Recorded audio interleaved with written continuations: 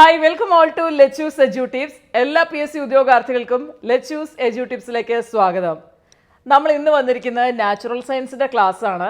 ഈ നാച്ചുറൽ സയൻസിൻ്റെ ക്ലാസ് LGSന് പ്രിപ്പയർ ചെയ്യുന്നവർക്കും LDC എഴുതുന്നവർക്കും +2 ലെവലിൻ്റെ എക്സാം ഒക്കെ വരുമ്പോൾ എഴുതാൻ പോകുന്നവർക്കും ഡിഗ്രി ലെവലിൽ ചെയ്യുന്നവർക്കും ഒക്കെ ഒരുപോലെ യൂസ്ഫുൾ ആയിട്ടുള്ളൊരു ടോപ്പിക്കാണ് ഇന്നിവിടെ ഉൾപ്പെടുത്തിയിരിക്കുന്നത്.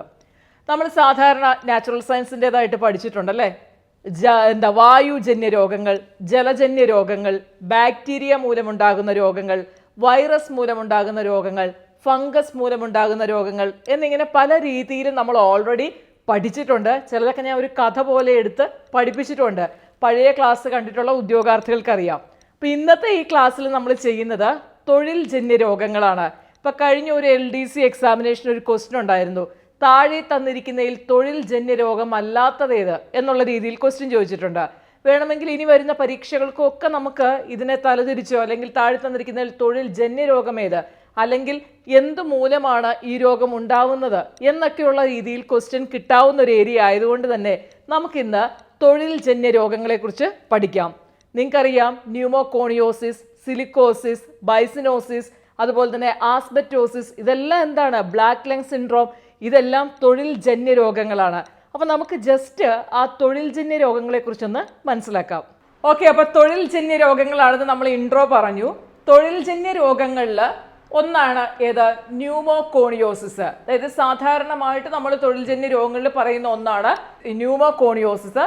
ശ്വാസകോശ സംബന്ധമായ ഒരു തൊഴിൽ ജന്യ രോഗമാണ് ഏത്, ന്യൂമോകോണിയോസിസ്. ഓക്കെ, ശ്വാസകോശ സംബന്ധമായ ഒരു തൊഴിൽ ജന്യ രോഗമാണ് ന്യൂമോകോണിയോസിസ്. ഇത് സാധാരണയായിട്ട് പൊടിപടലങ്ങളൊക്കെ ഉള്ളിൽ ചെല്ലുന്നതുകൊണ്ടാണ് ഉണ്ടാവുന്നത്. നമുക്കറിയാം, സാൻഡ് ബ്ലാസ്റ്റിങ്, അതുപോലെ തന്നെ റോക്ക് ഡ്രില്ലിങ്, കപ്പൽ നിർമ്മാണം, കപ്പൽ പൊളിക്കല്, അതുപോലെ തന്നെ ടെക്സ്റ്റൈൽ മില്ലിങ് എന്നിവയൊക്കെ ആയിട്ട് ബന്ധപ്പെട്ട് നിൽക്കുന്ന തൊഴിലാളികളിലാണ് സാധാരണമായിട്ട് ന്യൂമോകോണിയോസിസ് എന്ന് പറയുന്ന ശ്വാസകോശ സംബന്ധമായിട്ടുള്ള ഈ തൊഴിൽജന്യ രോഗം കാണുന്നത്. ഇനി അടുത്തത് നമുക്ക് എല്ലാവർക്കും ഫെമിലിയർ ആയിട്ടുള്ള ഒന്നാണ് എന്ത്, ആസ്ബറ്റോസിസ് അല്ലേ. ആസ്ബറ്റോസിസ് എന്ന് പറയുന്നത് എന്താണ്, അതും ഒരു ശ്വാസകോശ സംബന്ധമായിട്ടുള്ള തൊഴിൽ ജന്യ രോഗമാണ്. അല്ലെങ്കിൽ നമുക്ക് പറയാം, ആസ്ബറ്റോസിസ് എന്ന് പറയുന്നത് എന്താണ്, ഒരു ന്യൂമോകോണിയോസിസ് ആണെന്ന് നമുക്ക് പറയാൻ പറ്റും. തൊഴിൽ ജന്യ രോഗത്തെ പൊതുവെ നമുക്ക് അങ്ങനെ പറയാം. അപ്പോൾ ന്യൂമോകോണിയോസിസിൽ ഒന്നാണ് ഏത്, ആസ്ബറ്റോസിസ് എന്ന് പറയുന്നത്. ആസ്ബറ്റോസ് നാരുകൾ സ്ഥിരമായി ശ്വസിക്കുമ്പോൾ സംഭവിക്കാവുന്ന ഒരു ശ്വാസകോശ സംബന്ധമായിട്ടുള്ള തൊഴിൽ ജന്യ രോഗമാണ് ആസ്ബറ്റോസിസ്. അപ്പോൾ ഇത് ശ്വാസകോശത്തിലെ പാടുകൾക്കും അതുപോലെ തന്നെ ശ്വാസകോശ സംബന്ധമായിട്ടുള്ള മറ്റു പ്രശ്നങ്ങൾക്കും കാരണമാകുന്ന ഒരു രോഗമാണ്. നിർമ്മാണ മേഖലകളിലും സിമെന്റ് ഉൽപാദന മേഖലയിലുമൊക്കെ സമ്പർക്കം പുലർത്തുന്ന തൊഴിലാളികളിലാണ് സാധാരണമായിട്ട് എന്ത് കാണുന്നത്, ആസ്ബറ്റോസിസ് എന്ന് പറയുന്ന തൊഴിൽ ജന്യ രോഗം കണ്ടുവരുന്നത്. അടുത്തതാണ് സിലിക്കോസിസ്. ഓക്കെ, സിലിക്കോസിസ് എന്ന് പറയുന്നതും മറ്റൊരു എന്താണ്, തൊഴിൽ ജന്യ രോഗമാണ്. പേര് സൂചിപ്പിക്കുന്നത് പോലെ തന്നെ സിലിക്ക പൊടി ശ്വസിക്കുന്നത് മൂലം ഉണ്ടാകുന്ന ശ്വാസകോശ രോഗമാണ് സിലിക്കോസിസ്. ഇത് ചുമ, പനി, സൈനോസിസ്, ശ്വാസകോശ തടസ്സം എന്നിവ ഉണ്ടാക്കുന്നുണ്ട്. ഇത് പൾമണറി എഡിമ അല്ലെങ്കിൽ ന്യൂമോണിയ അല്ലെങ്കിൽ ക്ഷയമാണോ എന്നൊക്കെ തുടക്കത്തിൽ തെറ്റിദ്ധരിക്കപ്പെടുന്ന ഒരു രോഗമായതുകൊണ്ട് തന്നെ രോഗനിർണയം നടത്താനൊക്കെ ആയിട്ട് കുറച്ച് ബുദ്ധിമുട്ടുണ്ടാകുന്ന ഒരു രോഗമാണ് ഏതെന്ന് പറയുന്നത്, സിലിക്കോസിസ്. നെക്സ്റ്റ് ബൈസിനോസിസ്. ബൈസിനോസിസ് എന്ന് പറയുന്നത് ഇത് അറിയപ്പെടുന്ന മറ്റൊരു പേരാണ് ബൈസിനോസിസ് അറിയപ്പെടുന്ന മറ്റൊരു പേരാണ് textile workers lung. Okay, textile workers lung അല്ലെങ്കിൽ ഇതറിയപ്പെടുന്ന മറ്റൊരു പേരാണ് ബ്രൗൺ ലങ് ഡിസീസ്. ഓക്കെ, ഇംഗ്ലീഷിൽ എഴുതാം, അതാണ് എളുപ്പം. ബ്രൗൺ ലങ് ഡിസീസ്, അതല്ലെങ്കിൽ ടെക്സ്റ്റൈൽ വർക്കേഴ്സ് ലങ് എന്നൊക്കെ അറിയപ്പെടുന്ന ഒരു തൊഴിൽ ജന്യ രോഗമാണ് ഇത്, ബൈസിനോസിസ്.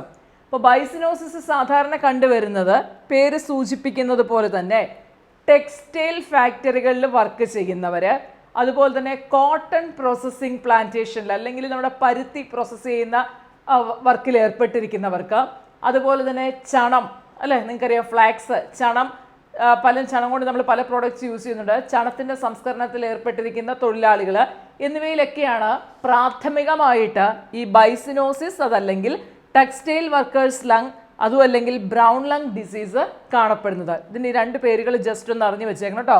അപ്പം ഇതും എന്താണ്, ഇതും ഒരു തൊഴിൽജന്യ രോഗമാണ്, അല്ലെങ്കിൽ ഇതൊരു ന്യൂമോകോണിയോസിസ് ആണെന്ന് നമുക്ക് പറയാനായിട്ട് സാധിക്കും. അടുത്ത ഒരു തൊഴിൽജന്യ രോഗമാണ് black lung syndrome. Okay, black lung syndrome, അതായത് കറുത്ത ശ്വാസകോശ രോഗം എന്ന് പറയാം. അതാണ് ബ്ലാക്ക് ലങ് സിൻഡ്രോം. ഇത് കറുത്തതായത് അപ്പം നമുക്ക് ഓർത്ത് വയ്ക്കാൻ എളുപ്പമാണ്. കൽക്കരി ഖനിയിൽ ജോലി ചെയ്യുന്നവരിലാണ് സാധാരണ ഈ ഒരു രോഗം കണ്ടുവരുന്നത്. അപ്പം കൽക്കരി ഖനിയിൽ ജോലി ചെയ്യുമ്പോൾ ഉണ്ടാകുന്ന ആ ഒരു കറുത്ത പൊടി അല്ലെ, കൽക്കരിയുടെ ആ പൊടി ശ്വാസകോശത്തിൽ ചെല്ലുകയും അത് ശ്വാസകോശത്തിൽ വീക്കമുണ്ടാക്കുകയും പിന്നീട് ഫൈബ്രോസിസ് അതുപോലെ തന്നെ നെക്രോസിസ് എന്നിങ്ങനെയുള്ള അവസ്ഥകളിലേക്ക് കൊണ്ടുപോവുകയൊക്കെ ചെയ്യുന്നു. അപ്പം ഇതൊരു തൊഴിൽജന്യ രോഗമാണെന്ന് ഓർത്തു വയ്ക്കുക. അപ്പം നമ്മൾ പഠിച്ച ഈ pneumoconiosis, asbestosis, silicosis, byssinosis, black lung syndrome എന്നിവയെല്ലാം എന്താണ്, തൊഴിൽജന്യ രോഗമാണ്. കഴിഞ്ഞ LDC എക്സാമിനേഷൻ ഒരു ക്വസ്റ്റ്യൻ ഉണ്ടായിരുന്നു, താഴെ തന്നിരിക്കുന്നതിൽ തൊഴിൽജന്യ രോഗം അല്ലാത്തതേത്? സോറിയോസിസ് ആണ് അതിനകത്ത് വേറൊരു രോഗമായിട്ട് കൊടുത്തിരുന്നത്. അതെന്തല്ല, അത് തൊഴിൽജന്യ രോഗമല്ല. ഇനി ഇത് കൂടാതെ ഇത് പറഞ്ഞു വന്നപ്പോൾ വേണമെങ്കിൽ നമുക്ക് ഇതുമായിട്ട് കണക്ട് ചെയ്ത് പഠിക്കാവുന്ന മറ്റ് 2-3 കാര്യങ്ങളുണ്ട്. അതാണ് ഒന്ന്, എന്താ, ഇത്തായ് ഡിസീസ് അല്ലേ, നിങ്ങൾ കേട്ടിട്ടുണ്ട് ഇത്തായ് ഡിസീസ്. അതുപോലെ തന്നെ എന്തുണ്ട്, മിനമാത ഡിസീസ്, അതുപോലെ തന്നെ പ്ലംബിസം. ഇങ്ങനെ 3 ഡിസീസും കൂടി നമുക്ക് വേണമെങ്കിൽ കണക്ട് ചെയ്ത് പഠിക്കാവുന്ന ഡിസീസാണ്. ഇത്തായ്, മിനമാത, പ്ലംബിസം ഒക്കെ ഇതിന് മുൻപും PSC നമ്മളോട് പല വർഷങ്ങളിൽ ചോദിച്ചിട്ടുണ്ട്, ഇനിയും ചോദിച്ചേക്കാം. LGS 10th level, +2 level, even degree ലെവലിൽ പോലും ഇതുപോലുള്ള ക്വസ്റ്റ്യൻസ് ചോദിച്ചിട്ടുണ്ട്. അതുകൊണ്ട് PSC പഠിക്കുന്ന ഏതൊരാൾക്കും ഇത് മസ്റ്റായിട്ടും അറിഞ്ഞു വെക്കേണ്ടതാണ് കേട്ടോ. പിന്നെ നമ്മുടെ ടെലഗ്രാം ചാനലിൽ നമ്മൾ ചില സമയത്ത് എക്സാമിൻ്റെ ലിങ്ക് ഇട്ട് കൊടുക്കാറുണ്ട്. എക്സാം ഫ്രീ ടെസ്റ്റ് ലെറ്റ്യൂസ് എഡ്യൂടിപ്സിൻ്റെ ആപ്പിൽ അവൈലബിൾ ആണ്. അപ്പോൾ ഫ്രീ ടെസ്റ്റിൻ്റെ ലിങ്കുകൾ നമ്മൾ സാധാരണ ഇട്ട് കൊടുക്കുന്നത് നമ്മുടെ ടെലഗ്രാം ചാനലിലാണ്. ലെറ്റ്യൂസ് എഡ്യൂടിപ്സ് എന്ന് ടെലഗ്രാമിൽ സെർച്ച് ചെയ്ത് നമ്മുടെ ടെലഗ്രാം ചാനൽ കിട്ടും. ജോയിൻ ചെയ്യാത്തവരുണ്ടെങ്കിൽ അതിൽ ജോയിൻ ചെയ്താൽ അതിൽ ഇതുപോലത്തെ ടെസ്റ്റും കാര്യങ്ങളും നിങ്ങൾക്ക് കിട്ടും. അതുപോലെ തന്നെ നമ്മൾ ഇനി ഡെയിലി പത്രവാർത്തകൾ ഇടുന്നുണ്ട്. അപ്പോൾ പത്രവാർത്തകൾ കറണ്ട് അഫയേഴ്സിൻ്റെ ഭാഗമായിട്ട് നിങ്ങൾക്ക് പഠിച്ചെടുക്കണം എന്നുണ്ടെങ്കിലും നിങ്ങൾക്ക് നമ്മുടെ ടെലഗ്രാം ചാനൽ ഫോളോ ചെയ്യാവുന്നതാണ് കേട്ടോ. സോ അതുകൊണ്ട് ടെലഗ്രാമിൽ കയറി ലെറ്റ്യൂസ് എഡ്യൂടിപ്സ് എന്ന് സെർച്ച് ചെയ്യുക. പിന്നെ കഴിഞ്ഞ ദിവസങ്ങളിൽ നമ്മൾ ആനുകാലികത്തിൻ്റെ ക്ലാസ് ഇട്ടിരുന്നു. പിന്നെ UN സംഘടനകൾ അതുപോലെ UN ഇതര സംഘടനകളൊക്കെ ഇട്ടിട്ടുണ്ട്. അതിൻ്റെ നോട്ട്സ് നമ്മുടെ ലെറ്റ്യൂസ് എഡ്യൂടിപ്സിൻ്റെ ആപ്പിലുണ്ട്. വേണ്ടവർക്ക് ലെറ്റ്യൂസ് എഡ്യൂടിപ്സിൻ്റെ ആപ്പ് നിങ്ങളുടെ ഫോണിലേക്ക് ഇൻസ്റ്റാൾ ചെയ്ത് കഴിഞ്ഞാൽ ഈ ക്ലാസ്സുകളൊക്കെ ഫ്രീ ആയിട്ട് ഇതിൻ്റെ PDF കിട്ടുന്നതാണ്. ടെസ്റ്റ് അറ്റൻഡ് ചെയ്യണമെങ്കിൽ നിങ്ങൾ ഒന്ന് ടെലഗ്രാം ചാനൽ ഫോളോ ചെയ്യുക. ഇത്തായ് ഡിസീസ് എന്ന് പറയുന്നത് കാഡ്മിയം മൂലം ഉണ്ടാകുന്ന ഒരു അസുഖമാണ് അല്ലേ. അപ്പം ജപ്പാനിലെ ടൊയാമയിൽ കാഡ്മിയം അതിൻ്റെ വിഷബാധ മൂലമുണ്ടായ ഒരു രോഗമാണ് ഇത്തായ്. അപ്പോൾ ഇത്തായ് രോഗം സന്ധികൾക്കും നടുവുകൾക്കും ഒക്കെ ശക്തമായിട്ടുള്ള വേദനകൾ ഉണ്ടാക്കുന്ന ഒരു രോഗമാണ്. ഇത്തായ് എന്ന് പറഞ്ഞു കഴിഞ്ഞാൽ ജപ്പാനീസ് ഭാഷയിൽ വേദന എന്നാണ് അർത്ഥം. ഓക്കെ, ഇത്തായ് എന്ന് പറഞ്ഞാൽ വേദന. അപ്പോൾ ഇതായി വേദന. അപ്പോൾ സന്ധികൾക്കും അതുപോലെ തന്നെ നടുവിനും ഒക്കെ വേദന ഉണ്ടാക്കുന്ന ഒരു ഡിസീസാണ്. കാഡ്മിയം വിഷബാധ മൂലമുണ്ടാകുന്ന ഒരു രോഗമാണ് ഏത്, ഇത്തായ് രോഗം. അപ്പോൾ നമ്മളോട് PSC ചോദിച്ചിട്ടുണ്ട്, താഴെ തന്നിരിക്കുന്നതിൽ കാഡ്മിയം വിഷബാധ മൂലമുണ്ടാകുന്ന രോഗത്തിന് ഉദാഹരണം ഏത് അല്ലെങ്കിൽ രോഗം ഏത് എന്നൊക്കെ ചോദിച്ചിട്ടുണ്ട്. ഇതായി പലതവണ ചോദിച്ചിട്ടുള്ളതാണ്, നോട്ട് ചെയ്ത് പഠിക്കുക. അടുത്തത് മിനമാത. ഇതും PSC ചോദിച്ചിട്ടുള്ളതാണ്.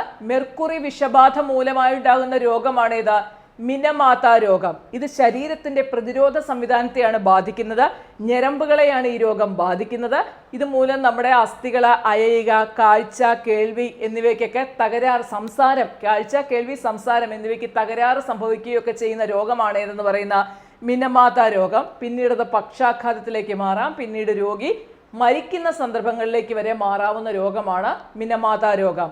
നിങ്ങൾക്കറിയാം, ജപ്പാനിൽ 1956 ചിസോ ഫാക്ടറിയിൽ നിന്ന്, ചിസോയുടെ രാസ ഫാക്ടറിയിൽ നിന്നും അവർ നദിയിലേക്ക് ഒഴുക്കിയ മീഥൈൽ മെർക്കുറി കലർന്ന വെള്ളമായിരുന്നു എന്തിന് കാരണം, ജപ്പാനിലുണ്ടായ 1956 മിനമാത ദുരന്തത്തിന് കാരണം എന്നൊക്കെ നിങ്ങൾക്ക് അറിയാവുന്നതാണ്. പണ്ട് സ്കൂളിലൊക്കെ പുസ്തകത്തിൽ എവിടെയൊക്കെ ഇത് പഠിച്ചിട്ടുള്ളതാണ്. ഓക്കെ, അപ്പം ഓർത്ത് വെക്കുക, മെർക്കുറി വിഷബാധ മൂലമുണ്ടാകുന്ന രോഗമാണ് ഇത്, മിനമാത രോഗം. അതുപോലെ പ്ലംബിസം എന്ന് പറയുന്നത് ലെഡ് അല്ലെങ്കിൽ EM വിഷബാധ മൂലമുണ്ടാകുന്ന രോഗമാണ് പ്ലംബിസം അല്ലെങ്കിൽ ഏതെന്ന് പറയുന്നത് ലെഡ് അല്ലെങ്കിൽ ഇഎം വിഷബാധ മൂലം ഉണ്ടാകുന്ന രോഗമാണ് പ്ലംബിസം.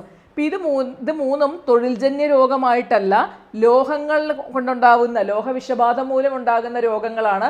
പിന്നെ ഇത് പഠിച്ച സമയത്ത് ഇതിന് മൂന്നിനും കൂടി സെപ്പറേറ്റ് ഒരു ക്ലാസ് വേണ്ടല്ലോ എന്നോർത്ത് കണക്ട് ചെയ്തിട്ട് വന്നിരിക്കുന്നതാണ്. ഇതിൽ നിന്ന് PSC നല്ല രീതിയിൽ ഈ മൂന്നിൽ നിന്നും ക്വസ്റ്റ്യൻ ചോദിച്ചിട്ടുണ്ട്, ഇനിയും കിട്ടിയേക്കാം. സോ പഠിച്ചു വെക്കുക. അപ്പോൾ നമ്മുടെ ക്ലാസ്സുകൾ സിസ്റ്റമാറ്റിക് ആയിട്ട് ഫോളോ ചെയ്യുക. നമ്മുടെ പഴയ വീഡിയോസ് ഒക്കെ കാണാത്തവരുണ്ടെങ്കിൽ നിങ്ങൾ പഴയ വീഡിയോസ് കാണുക. ഇംഗ്ലീഷ് ഗ്രാമർ ഒക്കെ എന്ന് പറഞ്ഞു കഴിഞ്ഞാൽ 100% സാറ്റിസ്ഫാക്ഷനോട് കൂടി ഞാൻ ചെയ്തിട്ടിരിക്കുന്ന വീഡിയോസാണ്. അപ്പം ഇംഗ്ലീഷ് ഗ്രാമർ അറിയത്തില്ലാത്തവർക്ക് ലെറ്റ്യൂസ് എഡ്യൂട്ടിപ്സ് എന്ന് സെർച്ച് ചെയ്തിട്ട് ഇംഗ്ലീഷ് ഗ്രാമറിന് സെർച്ച് ചെയ്താൽ നിങ്ങൾക്ക് അവിടെ ഒരു 80% ഇംഗ്ലീഷ് ഗ്രാമറിൻ്റെ ക്ലാസ് നിങ്ങൾക്ക് അവിടെ കിട്ടുന്നതാണ്. അപ്പോൾ അത് കാണേണ്ടവർ കാണുക. നമ്മുടെ ജിയോഗ്രഫിയുടെ ക്ലാസ്സൊക്കെ എന്ന് പറഞ്ഞു കഴിഞ്ഞാൽ എന്താ പറയുക, സൂപ്പർ ക്ലാസ്സുകളാണ്. അപ്പോൾ അത് കാണാത്തവരുണ്ടെങ്കിൽ അത് കാണുക. ഇനി നമ്മൾ October 2 ലെറ്റ്യൂസ് എഡ്യൂട്ടിപ്സിൻ്റെ ആപ്പിൽ secretariat assistant 10th level preliminary plus mains, +2 level preliminary plus mains എന്നിവയ്ക്ക് വേണ്ടിയിട്ട് October 2 പുതിയ ക്ലാസ്സുകൾ ആരംഭിക്കുന്നുണ്ട്. താല്പര്യമുള്ളവർക്ക് ജോയിൻ ചെയ്യാൻ ഉള്ളവരുണ്ടെന്ന് വെച്ചാൽ 8086137962 എന്ന് പറയുന്ന നമ്മുടെ വാട്സാപ്പ് നമ്പറിലേക്ക് വാട്സാപ്പ് മെസ്സേജ് അയച്ച് എൻക്വയറി നടത്താവുന്നതാണ്. നിങ്ങൾ സാറ്റർഡേ ആഫ്റ്റർനൂണും സൺഡേ അയക്കേണ്ട, കാരണം നമ്മൾ ആ സമയത്ത് ഫ്രീ ടൈം ആയിട്ടിരിക്കുന്നതാണ്. അപ്പോൾ ആ സമയത്ത് നമ്മൾ ഫോൺ യൂസ് ചെയ്യാറില്ല. ഈ ഒരു സമയത്ത് നിങ്ങൾക്ക് കോൾ ചെയ്യേണ്ട, വാട്സാപ്പ് മെസ്സേജ് അയച്ച് എൻക്വയറി നടത്തുക കേട്ടോ. കോൾ ചെയ്യുമ്പോഴത്തേക്ക് നമുക്ക് അത്രയും ടൈം ബുദ്ധിമുട്ടായിരിക്കും. അപ്പോൾ അതുകൊണ്ടാണ് നിങ്ങൾക്ക് വാട്സാപ്പ് മെസ്സേജ് അയച്ച് എൻക്വയറി നടത്താനായിട്ട് ആവശ്യപ്പെടുന്നത്. വളരെ ലോ ഫീസിലാണ് നമ്മൾ ക്ലാസ് കൊടുക്കുന്നത്. നമ്മുടെ 10th ലെവലിനൊക്കെ എന്ന് പറഞ്ഞു കഴിഞ്ഞാൽ ആകെ 1800 രൂപ ഫീസ് വരുന്നുള്ളൂ, പ്രിലിംസ് പ്ലസ് മെയിൻസ് എന്നുള്ള രീതിയിൽ. ക്ലാസ്സിന് ക്വാളിറ്റി ഇല്ലാഞ്ഞിട്ടല്ല, നിങ്ങൾ ഉദ്യോഗാർത്ഥികളാണല്ലോ. അപ്പോൾ നിങ്ങളുടെ കയ്യിൽ വരുമാനമില്ല, വരുമാനം ഉണ്ടാക്കാൻ പോകുന്നതേ ഉള്ളൊരു ജോലി കിട്ടി. അപ്പോൾ അതറിയാവുന്നത് കൊണ്ടാണ് നമ്മൾ അത്രയും ലോ ഫീസിലേക്ക് ക്വാളിറ്റി ക്ലാസ്സുകൾ കൊടുക്കുന്നത്. 1800 നിങ്ങൾ ഒരുമിച്ച് അടയ്ക്കേണ്ട ആവശ്യം വരുന്നില്ല. നിങ്ങൾക്ക് 6 ഇൻസ്റ്റാൾമെൻ്റ് ആയിട്ട് അടയ്ക്കാവുന്നതാണ്. അതായത് 300 രൂപ മന്ത്ലി വെച്ച് നിങ്ങൾക്ക് ഈ ക്ലാസ്സിൽ 10th പ്രിലിംസ് പ്ലസ് മെയിൻസിൻ്റെ ക്ലാസ്സിൽ ജോയിൻ ചെയ്യാം. +2 പ്രിലിംസ് പ്ലസ് മെയിൻസ് ആണെങ്കിൽ നിങ്ങൾക്ക് 6 മാസം 350 രൂപ വെച്ചിട്ട്, അതായത് ടോട്ടൽ 2100 രൂപ ഫീസ് വരുന്നുള്ളൂ. സെക്രട്ടേറിയറ്റ് അസിസ്റ്റൻറ്റ് പിന്നെ വലിയൊരു ക്ലാസ് ആയതുകൊണ്ട് തന്നെ നമുക്ക് ചെറിയൊരു ഫീ ഹൈക്കുണ്ട് കേട്ടോ. 3999 അതിൻ്റെ ഫീസ്. അവിടെയും നമുക്ക് 3 ഇൻസ്റ്റാൾമെൻ്റ് ആയിട്ടാണ് ഫീ കളക്ട് ചെയ്യുന്നത്. അപ്പോൾ താല്പര്യമുള്ളവർക്ക് നമ്മുടെ ക്ലാസ്സിൽ ജോയിൻ ചെയ്യാം. ക്ലാസ് മോശമായതുകൊണ്ടല്ല ഫീസ് കുറയ്ക്കുന്നത്, നമ്മൾ നിങ്ങളുടെ സൈഡിൽ നിന്നും കൂടി ചിന്തിക്കുന്നത് കൊണ്ടാണ്. ഓക്കെ, അപ്പം എൻക്വയറിക്ക് ഈ നമ്പറിലേക്ക് കോൺടാക്ട് ചെയ്താൽ മതി. അതുപോലെ തന്നെ ടെലഗ്രാം ചാനൽ ഫോളോ ചെയ്യുവാണെങ്കിൽ എക്സാം ഉള്ള സമയത്ത് നിങ്ങൾക്ക് ഫ്രീ ടെസ്റ്റ് അറ്റൻഡ് ചെയ്യാനായിട്ട് സാധിക്കും. അപ്പോൾ നമുക്ക് അടുത്ത സെഷനിൽ കാണാം. താങ്ക്